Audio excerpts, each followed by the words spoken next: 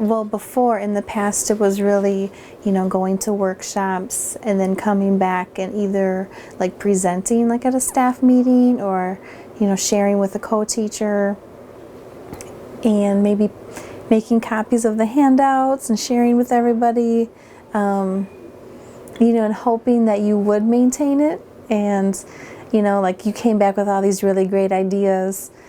But if no one else seen like the benefit, it's kind of fizzled out and it wouldn't really go anywhere. So that's how it used to be.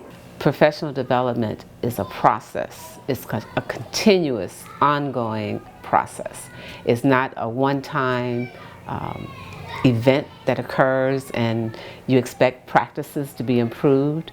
So not only can we send them to a training, we can then come alongside them and observe the practice and use the team of teachers from other classrooms to look at the work. So the process of I3, where we had the reflective practice group meetings where we're looking at various observations and classroom practices and then talking about those practices, is how the teachers were able to really grow through the professional development. And so they didn't feel that they were isolated, that sometimes the same problems that may be happening in one other room is the same as they're experiencing. I think it has opened me as well, because in the past I would just do observations in the room. I would just choose the time, go in, observe, and then just give feedback. Having the time to really reflect, really meet with them and collaborate, and to discuss back and forth helps me to really see how they think about teaching, how they process it. And it gives me a better understanding of how to support them. In the beginning, I wasn't sure how to support them because all I would look at was what I seen when I observed. But I never had taken the time to really discuss what it was that they needed from me. So oftentimes I find myself saying now, how can I support you? Instead of just giving them the information, is more back and forth. So what do you need from me to help you do this? And so me facilitating has given me, I've taken on a different role overall. So I'm no longer just giving, but it's back and forth. So it's reciprocal. And I think it helps my relationship with the teachers as well, with them knowing that I'm willing to listen to what they have to say. And I think it makes them open to what I have to say as well.